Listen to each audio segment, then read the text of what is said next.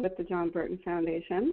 Welcome to this morning's web seminar. We're going to go ahead and get started. So today's web seminar is Charting the Course Using Data to Support Foster Youth College Success. If you can go to the next slide, please.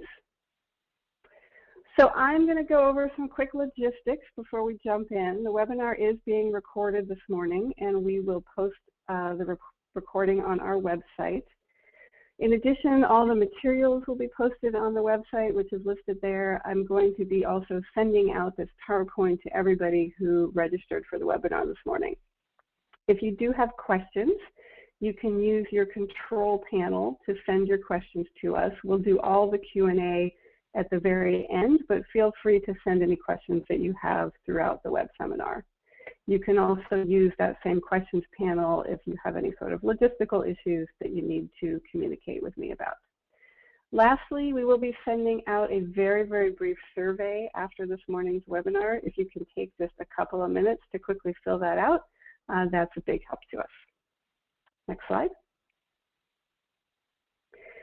So for those of you who are not familiar with California College Pathways, I'm going to start by giving you a quick overview. California College Pathways is a statewide partnership that provides resources and leadership to participating campuses and community organizations to help foster youth succeed in post-secondary education. There are 33 campuses statewide who are funded through California College Pathways, including community colleges, CSUs, UCs, and private four-year universities. A key component of the CCP initiative that we'll be focusing on today is shared measurement, meaning that those 33 campuses agreed to share their data on foster youth. And one thing we want to do right off the bat is to recognize these 33 participating campuses who were very generous with their time and commitment to sharing their data that is so instrumental in enabling us to provide this information that we have to provide to you today. We're joined this morning by Christina Stearns and Jen Laird from RTI, who are also partners in the initiative. RTI is an organization dedicated to conducting multidisciplinary research that improves the human condition. It's quite a large organization with over 3,300 staff and 11 offices across the U.S. And elsewhere. Christina and Jen work in the Berkeley office, and they have a number of projects related to the intersection of child welfare and education. In addition to the work with College Pathways, they're evaluators for the Education Equals Partnership, a statewide effort funded by the Stewart Foundation, dedicated to improving educational outcomes for students from foster care. Their work with CCP focuses specifically on the data piece of the initiative. They were very instrumental in helping define the metrics that the report is that we're going to be talking about this morning, and then analyzing the data and writing this morning's report. We're also joined today by Noah Nash, who is a consultant to the Pritzker Foster Care Initiative, a doctoral candidate, and a former foster youth. He's going to be contributing his reflections and helping to push this work forward by helping us to identify other questions that this data raises. Finally, we're joined today by Alexia Everett with the Stewart Foundation. The Stewart Foundation has not only been a leading funder of this work, but Alexia has really spearheaded the efforts around data for the past 3 years and has been instrumental in the creation of this report. Next slide. So CCP is very generously funded by a number of philanthropic organizations that are up on your screen that we want to acknowledge. In particular, I want to call out the Stewart Foundation, the Walter S. Johnson Foundation, and the Pritzker Foster Care Initiative. These three funders are the funders that specifically provided funding for the creation of the report that we're going to be talking about this morning. And with that, I'm going to turn it over for the next slide to Alexia Everett with the Stewart Foundation. Good morning, everyone. Thank you, Debbie. So I'm just going to talk briefly about sort of overarching themes for the initiative and this really important continuous improvement work.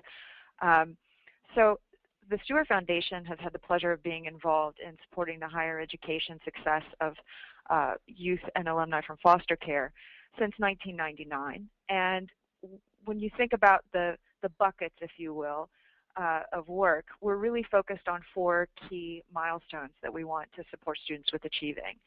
That's equipping them with essential resources, making sure that they're prepared to enter college and be successful. That's making sure that they have access to and enroll in higher education, degree, and certificate programs. Obviously, we want them to earn a degree or certificate and embark on a meaningful career. Fairly straightforward, but this is how we really see ourselves in partnership with many of the other people working directly with students, folks who work at a leadership level. We all see ourselves in this role in supporting students in achieving these 4 goals. Next slide, please.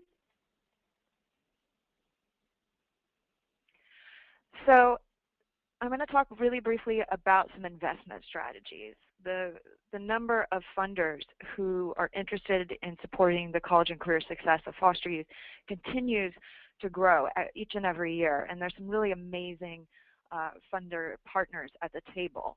So we're only one partner. There are many. We could not do this work by ourselves or alone, but the more investors that we have, the more we're able to really think about what's it going to take to transform the child welfare and education systems. So we focus on these 5 areas. Program development, something we're very familiar with and have been working with our campus and community-based organization partners for many years to help define their interventions and strategies and build their programs, build the capacity of their organization to provide these services to youth in care and alumni. There's professional development, and so that's really focused, as it says here, on building the capacities, and John Burton Foundation through webinars such as these and the website and in-person trainings do a lot to support this area. We partner with public agencies, so oftentimes there are agencies who, with additional support to really focus on the foster youth population, are able to develop system-level strategies. So we really like to know what the agencies, such as the Chancellor's Office, the Community College Chancellor's Office, and other agencies, what their needs are and how we might be able to help them with college and career success for foster youth. Infrastructure and information, and I think that's where this report that we're going to talk about more deeply today fits in, and then advocacy and policy, so really using that information to help promote good advocacy and policies that support college and career success. Next slide. Okay, so just want to share a sneak peek at our theory. So how do these investments all come together? What's our theory of success? So since 1999, we've really focused on developing and spreading quality programming. So we invest in college and career programming through campuses, community-based organizations, and what we're really trying to do is lift up what works, create actionable knowledge around these are interventions that work, these are resources that are really needed. The more that we know, then we want to share that information more broadly. So we not just look at programming and funding programming, but the learning piece. So this report really fits with that creation of actionable knowledge. And then that gives us a clue or a sense of what are the effective practices that we want to be highlighting, or the policies, both at an organizational level and at the statewide level.